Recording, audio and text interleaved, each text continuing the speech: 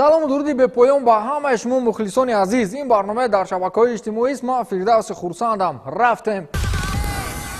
шумо бозӣ миёни дастаҳои Ливерпул ва Лиони Фаронсаро дидед. Он ҷо як иштибоҳ аз ҷониби беҳтарин дарвозабони дунё Алисон Бекер ба миён омад, ки сархати тамоми маводҳои расонаҳои иттилоотӣ маҳз ҳамин иштибоҳ буд. ҳама як суол медоданд: чаро беҳтарин дарвозабони дунё ба чунин иштибоҳи кӯдакона даст мезанад? шумо қиссаи Кариусро фаромӯш накардаед, ки бо ду иштибоҳ бигӯем тамоми карьерааш сӯхт, хато намекунем.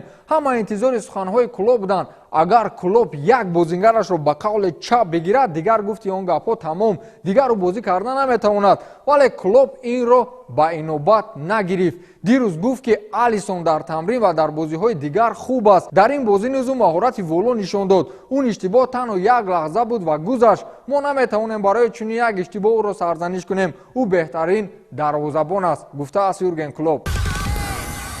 ҷанҷоли баҳсбарангези мухлисони кариягии Роналду. акнун аҳволи Ювентус бад хоҳад шуд. ин дар ҳолест, ки ҳафтаи гузашта дастаи Ювентус бо ситораҳои Лигаи Кореяи Ҷанубӣ бозии дӯстона барпо намуд. майдон беш аз 63 000 мухлис дошт. медонед 60 000 ҳамон мухлисон барои чӣ омада буданд? чунки мехостанд яке аз беҳтарин бозингарони дунё Крироро бубинанд. аммо Роналду то охири бозӣ дар курсии эҳтиётӣ қарор дошт ва ягон дақиқа ба майдон набаромад. ба иттилои тибқи гуфтушунидҳо Роналду бояд 45 дақиқа дар майдон бозӣ мекард, аммо бо баҳонаи эҳсоси хастагӣ дар мушакҳои пойҳояш ӯ натавонист ки бозӣ кунад. беш аз 60 000 мухлис ба суд зидди дастаи Ювентус шикоят карданд. ҳатто президенти Лига ҳамроҳ ба мухлисон аризаи шикоятӣ навиштааст. имрӯз президенти бошгоҳи Ювентус Андреа Аннели ба президенти Лига Квон Огапу мактуб навишта гуфтааст, ки бо сабабҳои ноҷур будани саломатии Роналду ӯ ба майдон баромада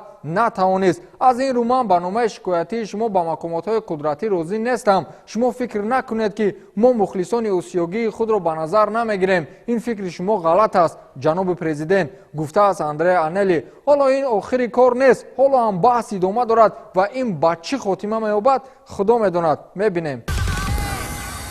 ҳамлагари бразилии Пари Сен-Жермен Неймар дар ҳайати дастааш бозӣ кардан намехоҳад. дар ин бора сомонаи газета Рӯи Русия навиштааст. ба иттилои сарчашмаҳои хабарӣ ҳамлагари 27-сола расман ба стодии мураббиёну раҳбарияти клуб ва ҳамдастагонаш аз хоҳиши бозӣ дар ПСЖ надоштанашро иқрор шудааст. ба қавли гуфтаҳои мардум, ӯ ду пойро дар як мӯза андохтааст, ки ба Барселона бармегардад ва интизори пешниҳоди раҳбарияти тими Каталония аст. феълан танҳо дар чорабиниҳои тиҷоратӣ ширкат мекунаду дар танҳоӣ бидуни бозингарони ПСЖ тамрин дорад. ин футболбоз ҳатто дар бозиҳои дӯстонаи дастаи феълии худ ҳозир намешудааст. аз ин ҳама нозу бозори ҳамлагали бразилӣ сармураббии ПСЖ мутахассиси олмонӣ Томас Тухел ба қавле безор шуд ва билохира ӯ низ овоз рӯшан кард. Тухел ба раҳбарияти даста муроҷиат карда гуфтааст, ки билохира ба ин қиссаи дурудароз нуқта гузоранду тақдири Неймарро тезтар ҳал кунанд. дар бораи ин футболбоз ҳар рӯз як хабар ҳаст.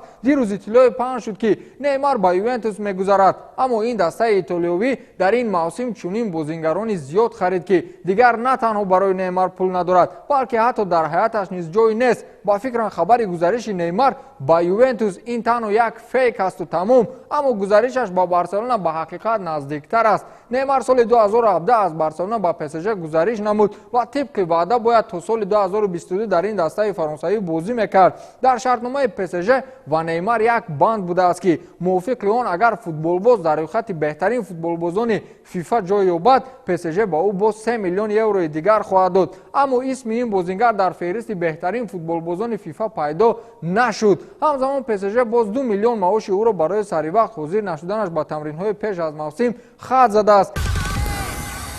ҳимоятгари мунтахаби футболи Бразилия Дани Алвес пас аз анҷом ёфтани муҳлати қарордодаш ба дастаи ПСЖ Фаронса ба ҳайати бозингарони тими Сан-Паули ватанаш шомил гардид. шартномаи даста бо ин бозингари 36-сола то моҳи декабри соли 2022 баста шуд. дар ин бора дастаи Сан-Паулу дар саҳифаи твиттераш хабар интишор кардааст. оид ба маоши ҳимоятгар ҳоло чизе гуфта нашудааст. Дани Алвес дар мавсими гузашта бо пироҳанҳои тими ПСЖ 32 маротиба ба майдон омада 3 гол ба самар расонида буд. ҳамроҳ бо мунтахаби Бразилия дар 6 бозӣ иштирок карда 1 гол ба номаш сабт кард ва инчунин соҳиби ҷоми Амрико 2019 гардид. Дани Алвес пурҷоизатарин футболбоз маҳсуб мешавад. ӯ дар тӯли фаъолияти варзишии касбиаш 40 ҷоиза ба даст овардааст ки дастоварди ӯ дар олами футбол рекордӣ дониста мешавад.